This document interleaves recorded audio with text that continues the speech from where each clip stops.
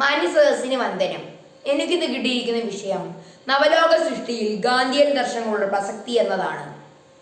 പ്രശസ്ത ശാസ്ത്രജ്ഞൻ Albert Einstein ഒരിക്കൽ പറഞ്ഞു, ഇങ്ങനെ ഒരാൾ ഈ ഭൂമിയിൽ ജീവിച്ചിരുന്നു എന്ന് വരും തലമുറയിലെ മനുഷ്യർ വിശ്വസിക്കാതിരിക്കാമെന്ന്.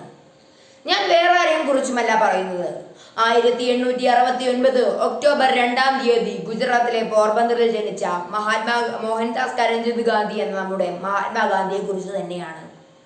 എന്റെ ജീവിതമാണ് എന്റെ സന്ദേശം എന്ന് പ്രഖ്യാപിച്ച് സ്വന്തം ജീവിതത്തിൽ കാഴ്ചവെച്ച ഒരു മഹത് വ്യക്തി തന്നെയാണ് അദ്ദേഹം അഹിംസയെ ഒരു ആയുധമാക്കിയെടുത്തായിരുന്നു അദ്ദേഹത്തിന്റെ ജീവിതം കൊണ്ടുപോയിരുന്നത്. അതുകൊണ്ട് തന്നെയാണ് അദ്ദേഹത്തിന്റെ ജന്മദിനമായ ഒക്ടോബർ 2 നമ്മൾ ഗാന്ധി ജയന്തി ദിനമായി ആചരിക്കുന്നത്. ഇന്നത്തെ ദിവസം ഗാന്ധി ജയന്തി ദിനമായി മാത്രമല്ല നമ്മൾ ആചരിക്കുന്നത്, അഹിംസാ ദിനമായും കൂടി ആചരിക്കുന്നുണ്ട് നമ്മൾ. അഹിംസയെക്കുറിച്ച് ഗാന്ധിയുടെ സ്വന്തം പത്രമായ യങ് ഇന്ത്യയിൽ പ്രത്യേകമായി പറയുന്നുമുണ്ട്. ഉദാഹരണത്തിന്, അഹിംസയെ സ്നേഹിക്കുന്നവൻ ദയയെ ആയുധമാക്കിയെടുക്കും. അഹിംസയുടെ സജീവമായ മറ്റൊന്നാണ് സ്നേഹമെന്നും. അഹിംസ എന്താണെന്നും അതിൽ വ്യക്തമാക്കുന്നുണ്ട്. അഹിംസ എന്നാൽ ഹിംസിക്കാതിരിക്കുന്നതിനപ്പുറം മറ്റുള്ളവരെ വാക്കുകൾ കൊണ്ടുപോലും വേദനിപ്പിക്കാതിരിക്കുക എന്നതാണ്. അതിൻ്റെ വലിയൊരു ഉദാഹരണം തന്നെയാണ് മഹാത്മാഗാന്ധി. ഇന്ത്യയെ അടക്കി ഭരിച്ച ബ്രിട്ടീഷുകാരോട് വാളെടുക്കാതെ അഹിംസ മാത്രം ചൊല്ലിയായിരുന്നു മഹാത്മാഗാന്ധി നമുക്ക് ഇന്ത്യക്ക് സ്വാതന്ത്ര്യം നേടിത്തന്നത്.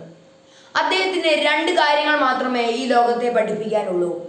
ഗിരിനിരകളോളം പഴക്കമുള്ള സത്യത്തെയും അഹിംസയും അല്ലാതെ എനിക്ക് ഈ ലോകത്തെ വേറൊന്നും പഠിപ്പിക്കാനില്ല എന്നാണ് മഹാത്മാഗാന്ധി നമ്മളോട് പറയുന്നത്.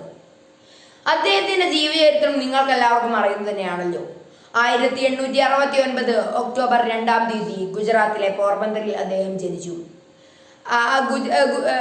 ലണ്ടനിലും ദക്ഷിണാഫ്രിക്കയിലുമായി അദ്ദേഹത്തിന്റെ പഠനം പൂർത്തിയാക്കി. അദ്ദേഹത്തിന്റെ ജയിൽവാസത്തിലായിരുന്നു അദ്ദേഹത്തിന്റെ ആത്മകഥ അദ്ദേഹം രചിച്ചത്.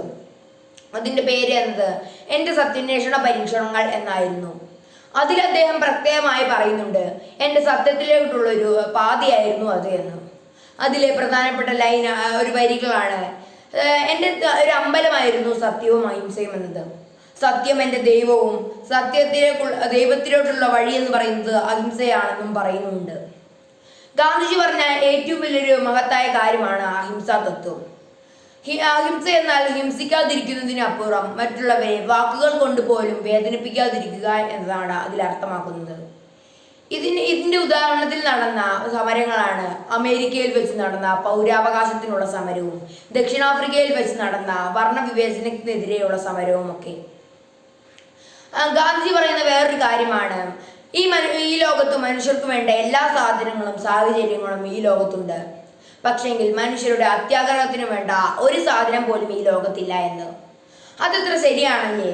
നമ്മൾ മനുഷ്യർ വളരെയധികം അത്യാഗ്രഹികളാണ്. 100 കിട്ടിയാൽ 200 വേണമെന്നും 200 കിട്ടിയാൽ 400 വേണമെന്നും 400 കിട്ടിയാൽ 800 വേണമെന്നുമാണ് നമ്മുടെ കാഴ്ചപ്പാട്. അത് മാറ്റണമെന്നാണ് ഗാന്ധി നമ്മളെ ഇതിലൂടെ പഠിപ്പിച്ചു തരുന്നത്. ഗാന്ധി പറഞ്ഞ വേറൊരു കാര്യമാണ് മതസൗഹൃദം.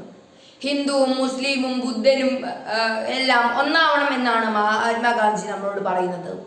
ഇപ്പോൾ നമ്മുടെ ഇന്ത്യയിൽ വെച്ച് നോക്കുകയാണെങ്കിൽ മതപരമായി കുറെ ക്രൂരതകളും ഒക്കെ നമുക്ക് അറിയാവുന്ന തന്നെയാണല്ലോ.